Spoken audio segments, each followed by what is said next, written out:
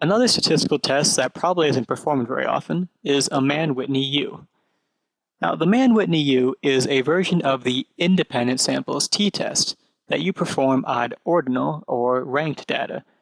So now instead of continuous data, we have ordinal data. So here's some ordinal data displayed in a table.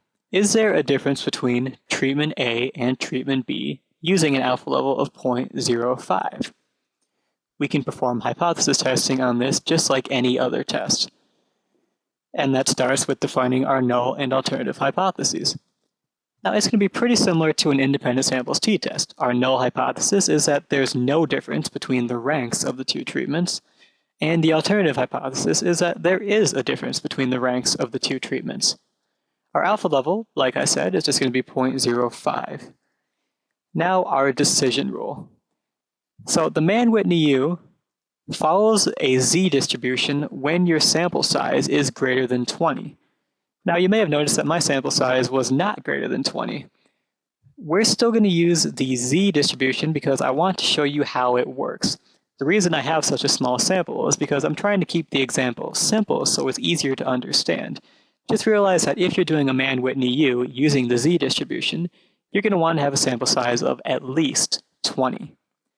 So using this z-table to find our decision rule, remember we have an alpha level of 0.05, and this is a two-tailed test, just like an independent samples t-test, right? We're testing to see if A and B are different. So that means the area in the body is going to be 0.9750, and our z will be 1.96. That should be review. If it's not, you can go back to one of the earlier lectures on z-scores to figure out just what I'm doing here. But that's our z. So if our z is less than negative 1.96 or greater than positive 1.96, we're going to reject the null hypothesis. So let's start calculating the test statistic. I'm going to move the table like that so it's easier to see. So what we're going to need to do is rank the data. We have 12 scores here, so we're going to rank them from 1 to 12. And that's what we do. We rank them from lowest to highest, and we also indicate which sample they came from. Now you may notice right here we have two 19s.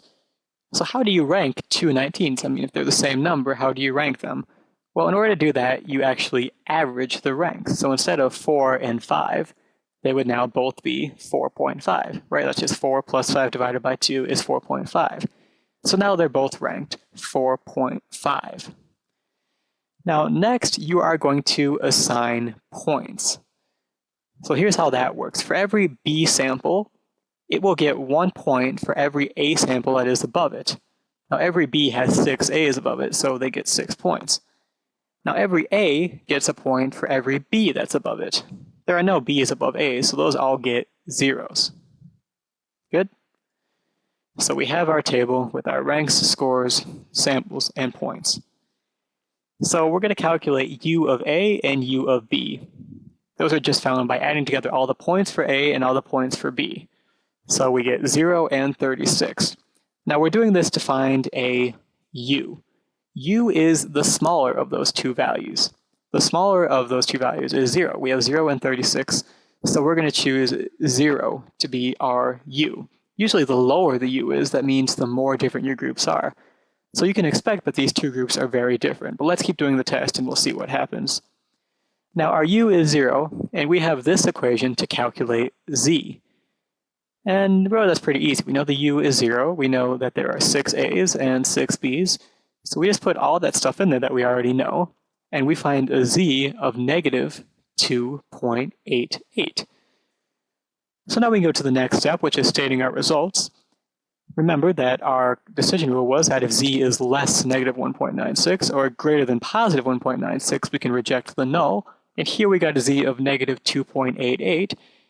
So we can reject the null hypothesis and conclude that there is a difference between the ranks of the two treatments, as found using a Mann-Whitney U.